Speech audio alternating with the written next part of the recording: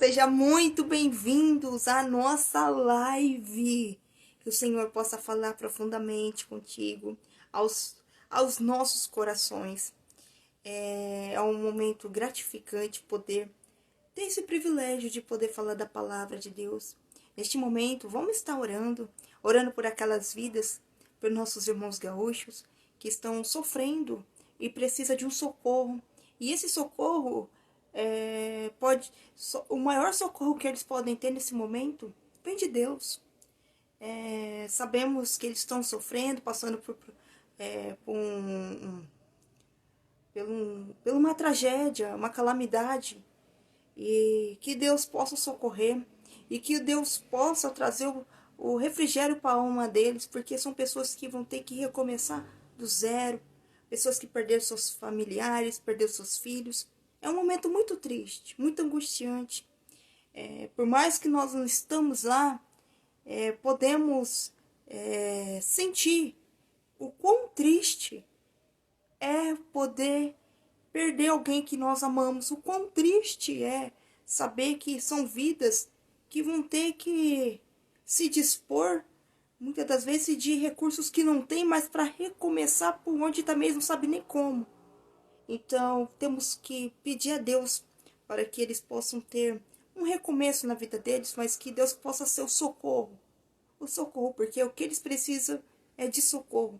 Muitas das vezes, por mais que ajudamos, outros talvez não tenha condições, mas eu acredito que através da oração, a oração ela alcança, porque Deus fala que Ele é o onisciente, Ele é onipresente, e Ele está em todos os lugares.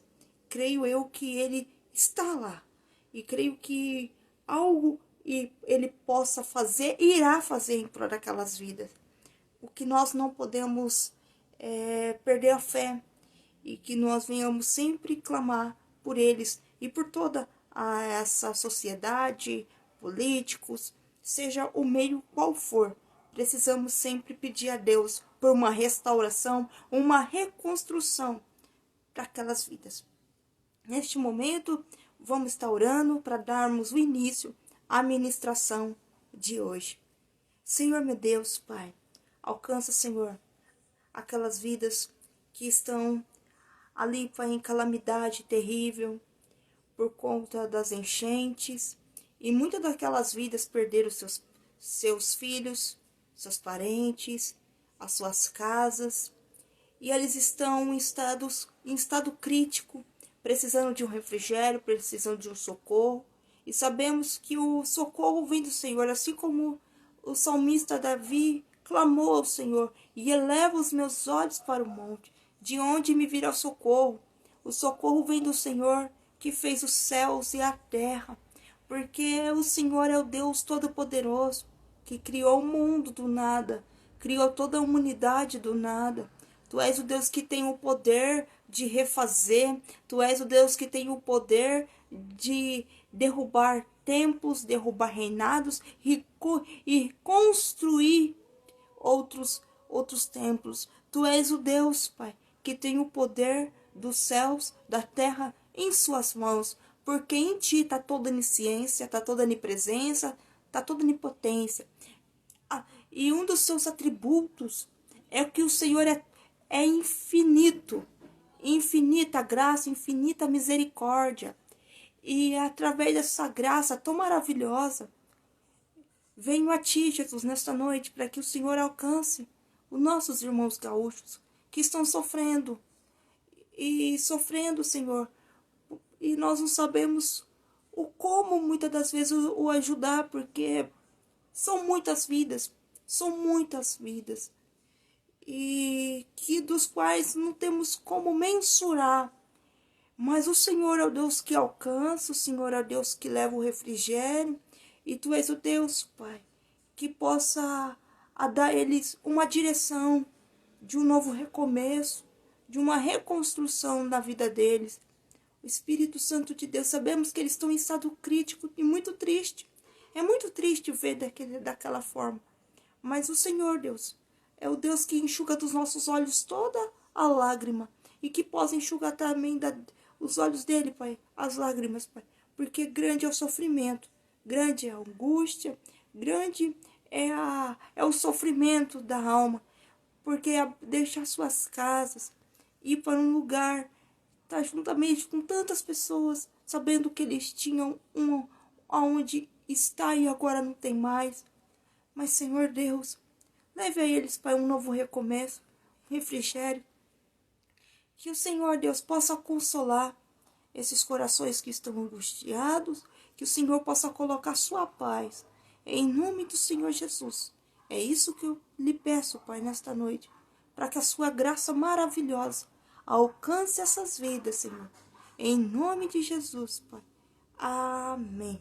Nesse momento, eu lhe peço que você abra a sua Bíblia no livro de Atos, capítulo 9, que diz assim: Saulo, respirando ainda ameaças e morte contra os discípulos do Senhor, dirigiu-se ao rumo ao sacerdote e lhe pediu cartas para as sinagogas de Damasco, a fim de que, caso achasse alguns que eram do caminho, assim os homens como as mulheres o levassem presos para Jerusalém. Seguindo ele estrada fora, aproximaram-se de Damasco. Subitamente, uma luz do céu brilhou ao seu redor, e, caindo por terra, ouviu uma voz que lhe dizia: Saulo, Saulo, por que me persegues? E ele respondeu: Quem és tu, Senhor? E resposta foi: Eu sou Jesus, a quem tu me persegues. Mas levanta-te e entra na cidade, onde te dirão o que te convém fazer. Os seus companheiros de viagem pararam, emudecidos, ouvindo a voz, não vendo contudo ninguém. Então se levantou Saulo da terra, e abrindo os olhos, nada podia ver. E guiando-o pela mão, levaram-o para Damasco. Esteve 3 dias sem ver, durante os quais nada comeu e nem bebeu.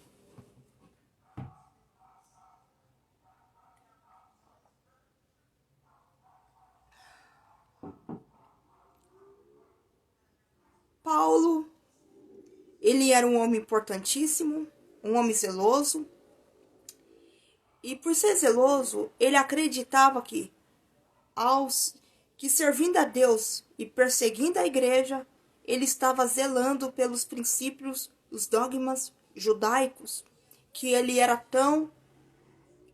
tanto zelava. E ele era um homem que perseguia os judeus, que perseguia os cristãos. E por que ele o perseguia? Justamente por conta que o evangelho que era pregado a Paulo falava de um Cristo crucificado. E isso não entrava na cabeça de Paulo, um Cristo crucificado. Por quê? Porque a cruz era um sinal de vergonha, desprezo, humilhação, desonra e desrespeito. E como que podia então Jesus, um homem santo que veio a esta terra sem defeito, sem mácula, sem mancha, e fez o trabalho dessa humilhação se rendendo à cruz? Isso não entrava na cabeça de Paulo, que de fato era Jesus. E por este motivo, ele o perseguia para o matar, para condená-los, para que a propagação do evangelho fosse destruída, aniquilada e que não crescesse, e destruindo assim as leis das quais ele seguia fielmente. Saulo, ele era um fariseu, e como fariseu, ele seguia os dogmas do Antigo Testamento. Mas mesmo que ele seguisse as leis, ele não conhecia Cristo, mas simplesmente a letra. Isso pode acontecer com muitos cristãos, que muitas das vezes pode conhecer apenas a letra do Evangelho, a letra da palavra, mas não sabe quem é Cristo de fato, mediante a palavra. Esse era o retrato de Paulo. um homem que perseguia os cristãos e acreditava que ao perseguir ele estava servindo a Deus por ser um homem religioso, um homem zeloso pelos seus dogmas judaicos. Mas vamos ver que um dia ele saiu para rumo a Damasco. Ele foi juntamente com outros homens, justamente para perseguir os cristãos. E ele montou seus cavalos e foi. Quando chegou ali no caminho de Damasco, ele ouviu uma voz que dizia: Saulo, Saulo, a quem tu me persegues? E só ele ouviu, mas ninguém ouviu.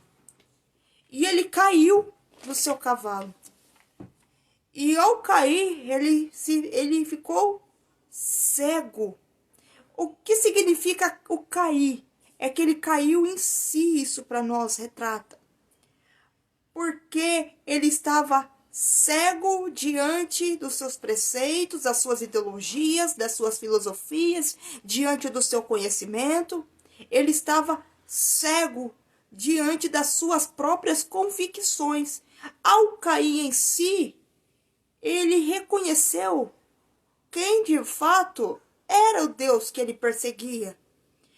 Ele caiu em si e o ser que ele tanto odiava o falou com ele.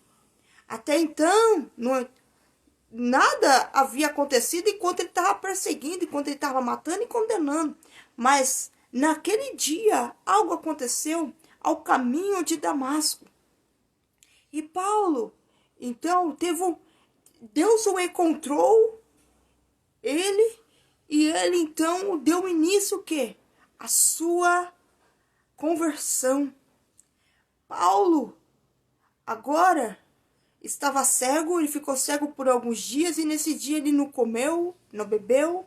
Imagino eu que ele ficou meio que confuso, ao mesmo tempo atônito, ao mesmo tempo trêmulo, mediante o que de fato havia acontecido com ele, porque um Deus Todo-Poderoso se apresentou e chamou pelo nome.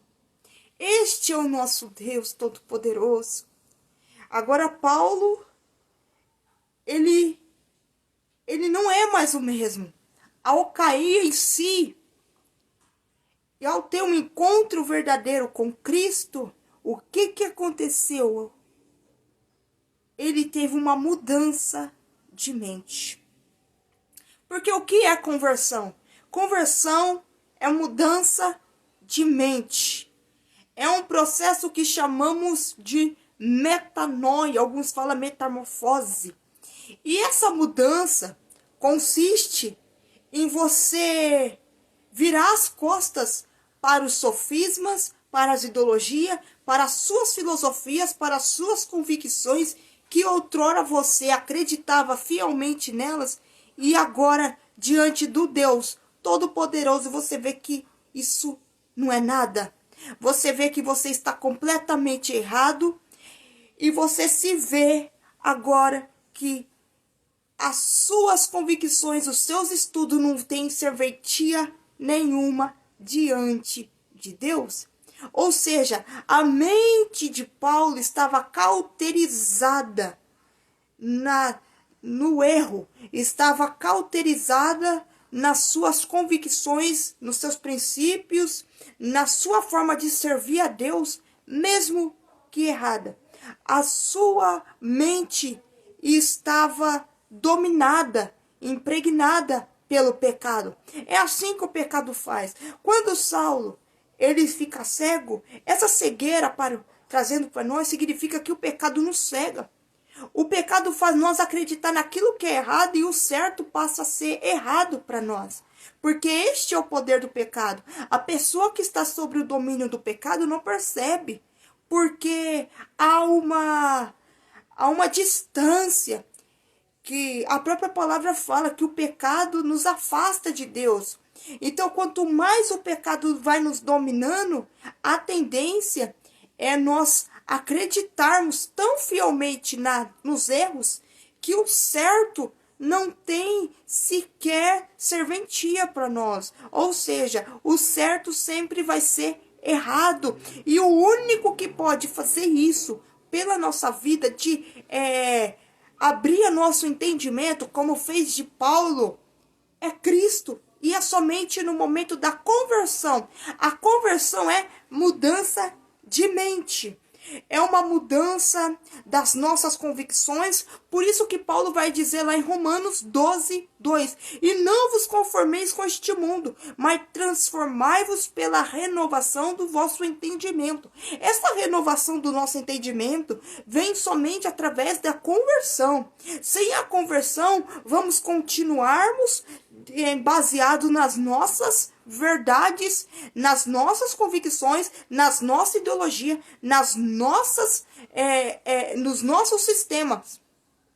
E o mundo que Paulo fala, e não vos conformais com este mundo, mas transformar. O mundo significa o sistema dominador que está sobre este mundo, do qual nós temos que fazer o quê? Não nos conformar, não se adequar, não nos adequar com aquilo que é imposto a nós, não nos conformarmos e acharmos que por conta que é normal, que é o certo, porque agora estamos vivendo uma normalidade. Não.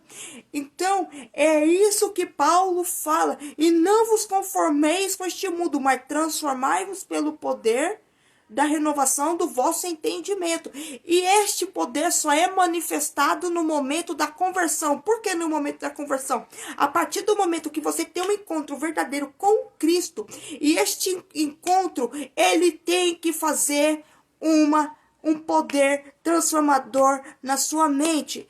As suas convicções têm que mudar. Os seus pensamentos têm que passar por uma mudança. Porque vamos de novo a Paulo. Paulo, ele perseguia os cristãos porque ele acreditava que ao perseguir ele estava servindo a Deus. Só que no momento da sua conversão, o ser que ele tanto odiava, ele passa a amar. Isso.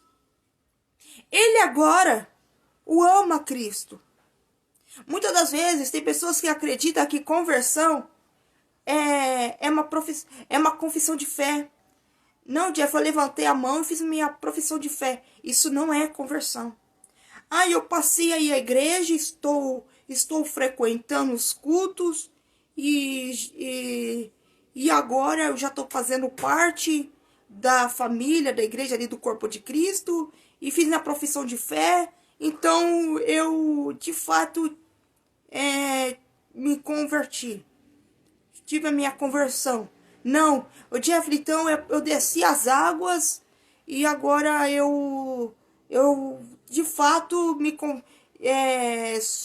tive uma conversão. Também não. Jeffrey, eu falo em línguas, profetizo. Também não. Conversão, aí muitos podem dizer, eu mudei toda a minha vestimenta. Também não. Conversão é uma mudança de dentro. É um processo da nossa mente. Paulo, ele perseguia os cristãos porque ele odiava Cristo. Ele odiava todos aqueles que falavam de Jesus.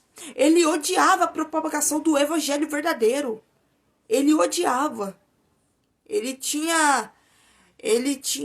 era carrasco, matava, condenava. Só que no momento da sua conversão, o que acontece? Uma mudança de mente. Uma mudança.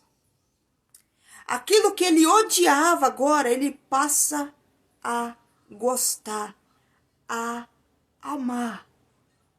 Muitos hoje estão vindo à igreja, estão simplesmente o quê? Mudando o seu lado externo, mudando a vestimenta. Outrora acredita que falar em línguas é conversão, com maior respeito às pessoas que são aí do pentecostal, mas não é nesse sentido que eu estou querendo dizer. E muitos acreditam que isso é conversão, e não é. Conversão é mudança de mente. Porque é na onde o Espírito Santo agora vai passar a habitar dentro de você. Por isso Paulo fala, não sou eu mais que vive em mim, mas é Cristo que vivifica dentro de mim. Ou seja, ele não anda mais segundo a carne, mas segundo ao Espírito. Ele não anda mais segundo a sua vontade, mas segundo a vontade de Cristo. Ou seja, ele faz agora o que ele gosta, com prazer, com maior desejo.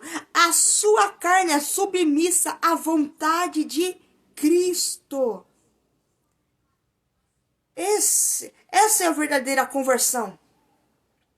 A verdadeira conversão se dá no manifestar poderoso dentro de nós.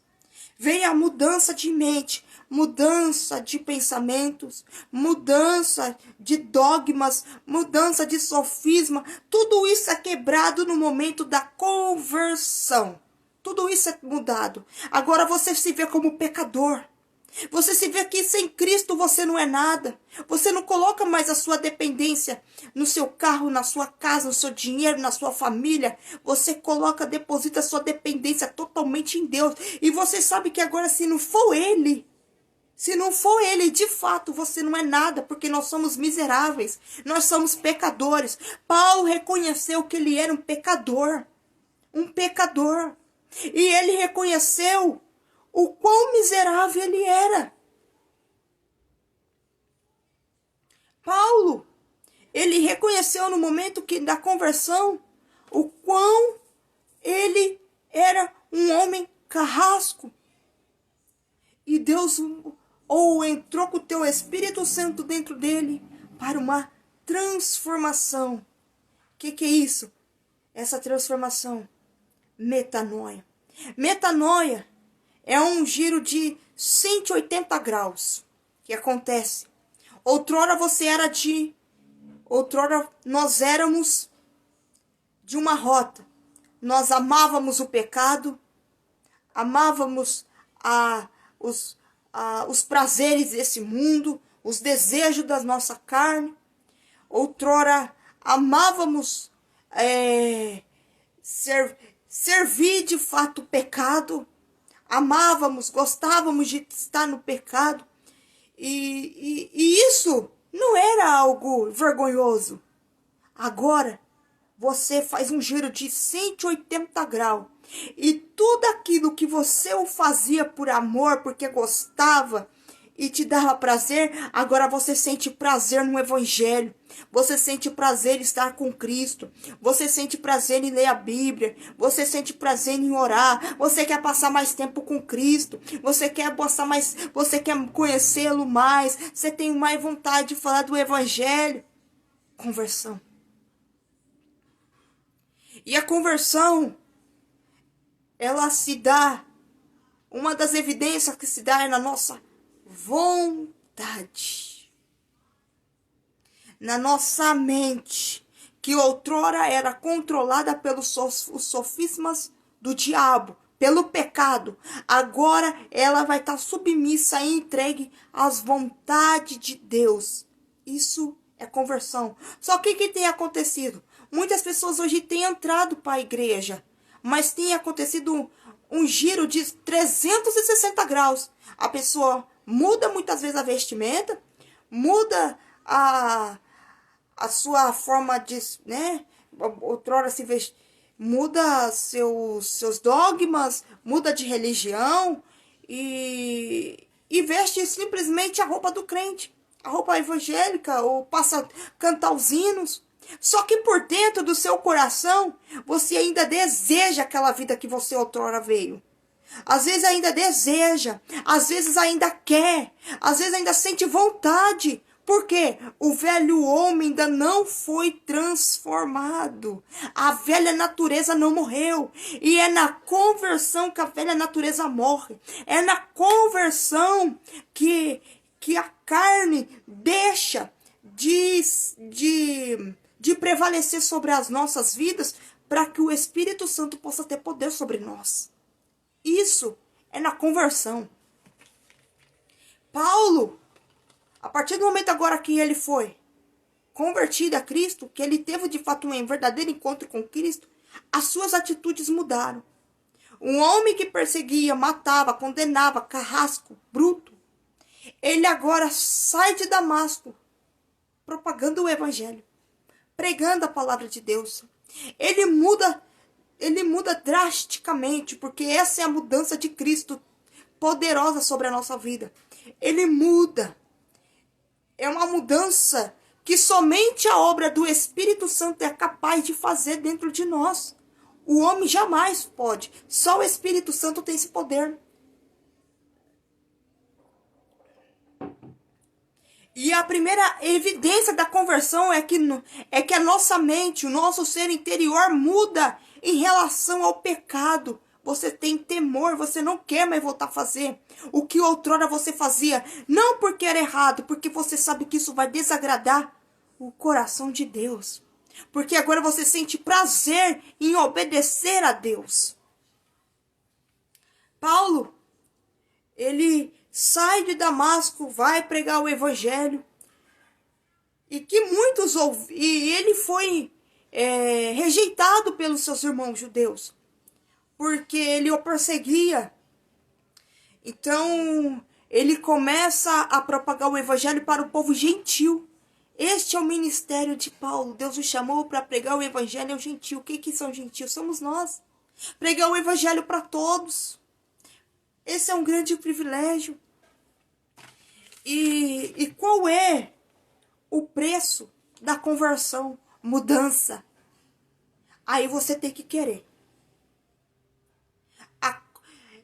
Para a mudança acontecer na minha, na sua vida, nós temos que querer. Porque temos que renunciar a nossos desejos. Temos que renunciar aos nossos desejos, às nossas vontades, aquilo que nós gostávamos. Temos que renunciar e colocar diante de Deus em submissão para que Ele venha fazer uma obra, uma transformação dentro do nosso ser.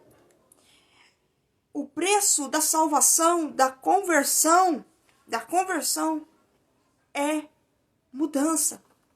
A mudança de vida, mudança de pensamento, mudança de amizades, mudança de sistema.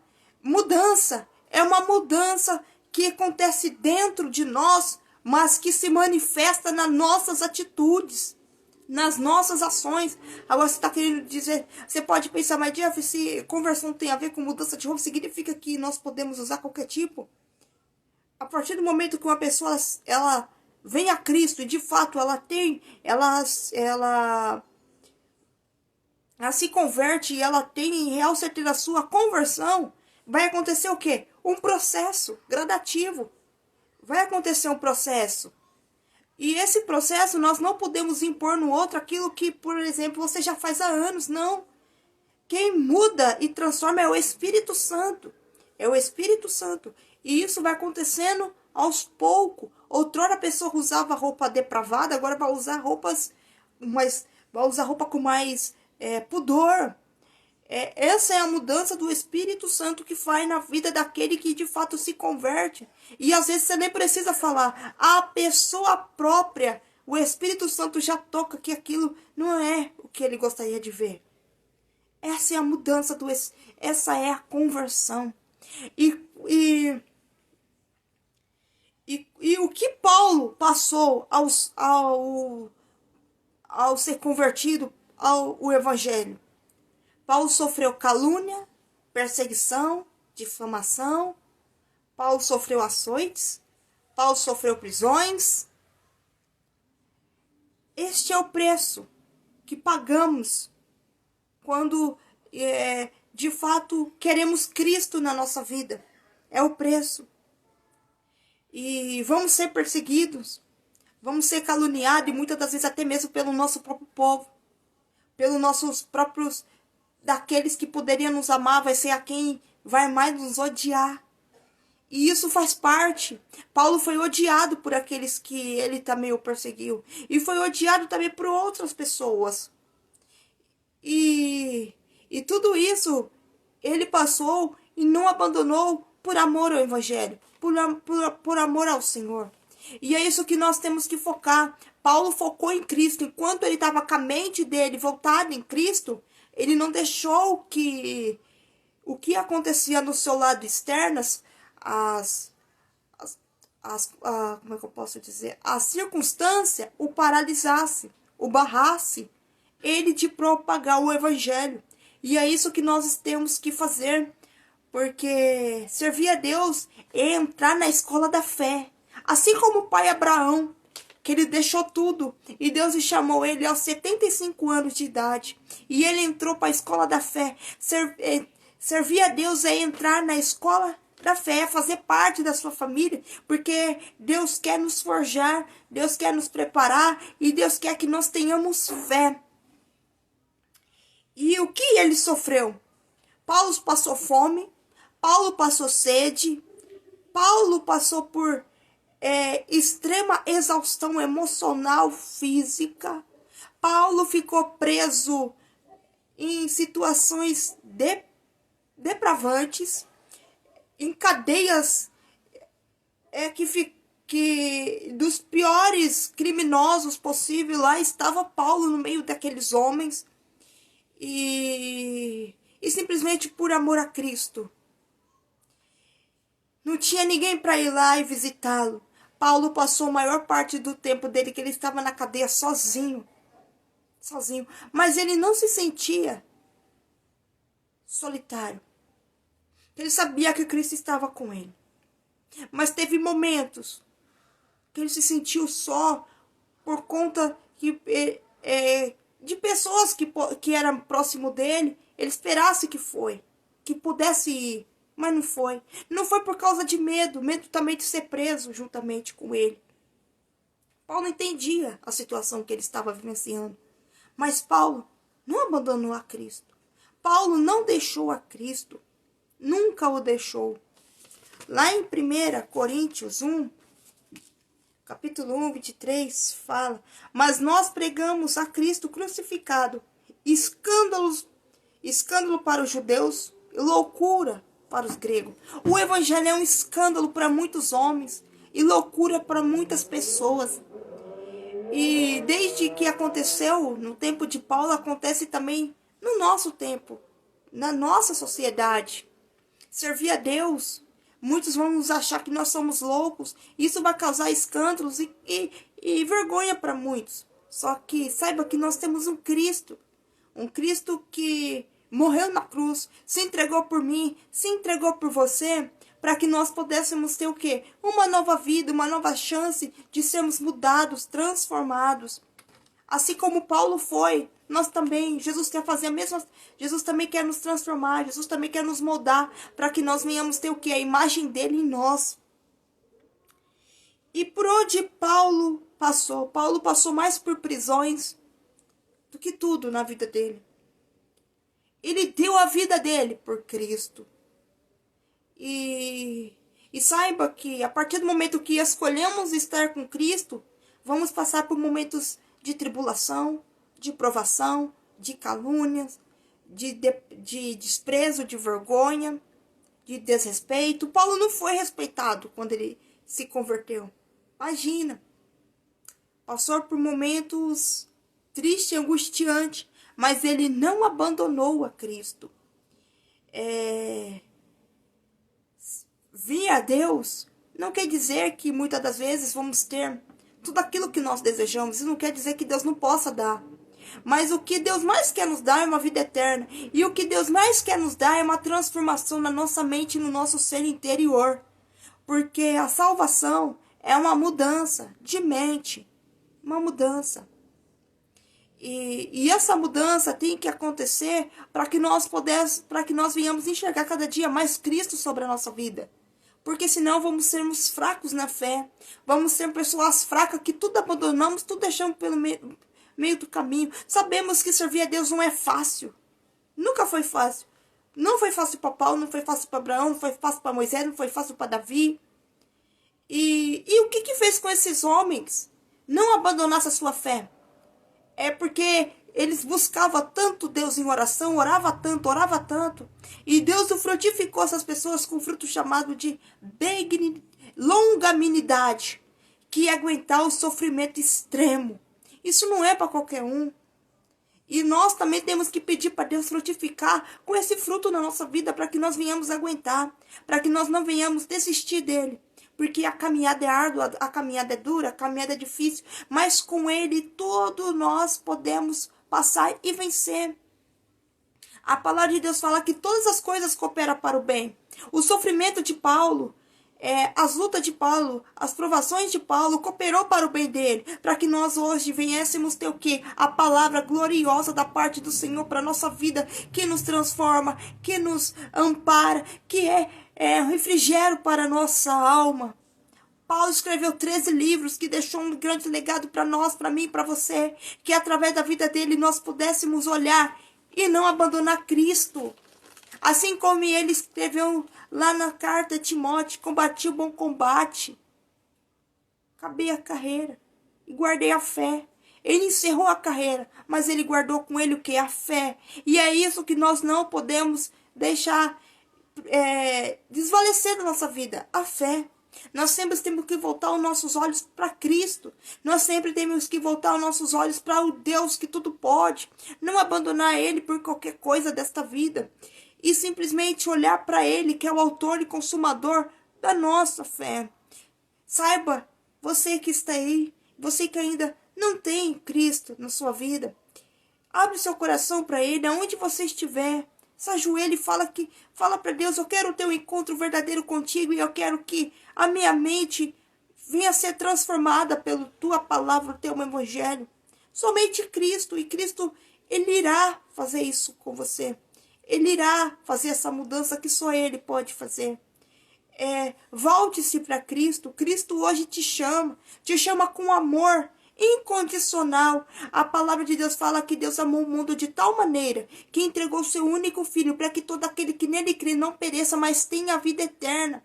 Jesus quer que você se rende a Ele, aonde você estiver. Volte-se a Ele, se entregue a Ele. Não importa o que os outros vão falar, o que os outros vão pensar, simplesmente foque os seus olhos em Cristo, assim como Paulo fez. Paulo, ele podia ter olhado para aqueles que o criticavam, aqueles que zombavam, aqueles que humilhavam, e ele poderia voltar-se e desistir de Cristo, mas muito pelo contrário, era aí que ele mais sentia o fervor de estar com Cristo, porque senão ele não falava: combati o bom combate, cerrei a carreira, mas guardei a fé. Jamais ele falaria isso. Ele poderia ter se voltado, desistido, quando ele deixou tudo. Paulo deixou tudo, deixou os dogmas religiosos, ele deixou o sinédrio, ele deixou os seus títulos, ele deixou os seus status, ele deixou tudo, ele renunciou a tudo. Conversão é renúncia. É renunciar a nossa velha natureza, a nossa carnalidade, para ser obediente somente a Cristo. Conversão é renúncia, mas não uma renúncia por obrigação, mas por amor. Se você está renunciando coisa da sua vida, mas você não gostaria, é porque de fato ainda você não teve um verdadeiro encontro com Cristo, você ainda não foi de fato convertido ao verdadeiro evangelho. Porque o verdadeiro evangelho não quer que você faça nada por obrigação, mas sim por amor. E sim por obediência. Mas você pode dizer: mas é que eu não consigo, então peça a ajuda do Espírito Santo para que ele vai te transformando. E não abandone o processo, não desista. Porque a obra que Cristo faz sobre a nossa vida é maravilhosa, é incrível, é impressionante, é linda. E é esse Deus Todo-Poderoso que traz o refrigério sobre a nossa vida, que cuida de todo o nosso ser, que cuida do nosso coração e que nunca nos abandona. Não abandona Cristo. Não desista de Cristo por nada. Ele deu a vida dele por mim e por você, para que nós venhamos ter uma vida eterna.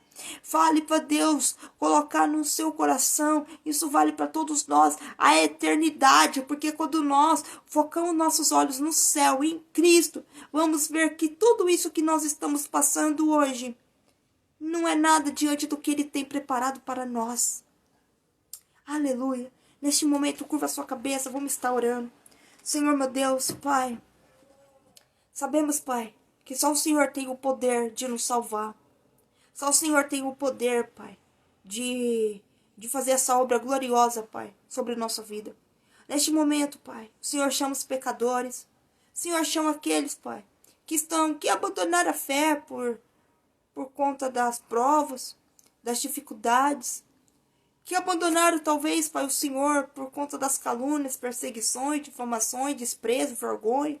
Seja qual lá foi o motivo, traga essas pessoas para perto do Senhor, Pai, porque o Senhor não rejeita ninguém. O Senhor não abandona ninguém. O Senhor não despreza ninguém. O Senhor ama a todos, Pai, com amor incondicional. E sabemos, Pai, que a conversão é uma mudança de mente. Que o Senhor possa mudar nossas mentes a cada dia, Pai. Nosso ser interior possa se submeter à mudança do Senhor, mas por amor e não por obrigação, por obediência, por submissão, assim como Paulo. Jesus, é assim que eu te peço, Pai. E já te agradeço, Senhor, por este momento tão glorioso, por ter dado a mim o privilégio de falar a tua palavra. Senhor, alcança essas vidas, Senhor, e que o Senhor possa falar mais e mais a esses corações. Amém.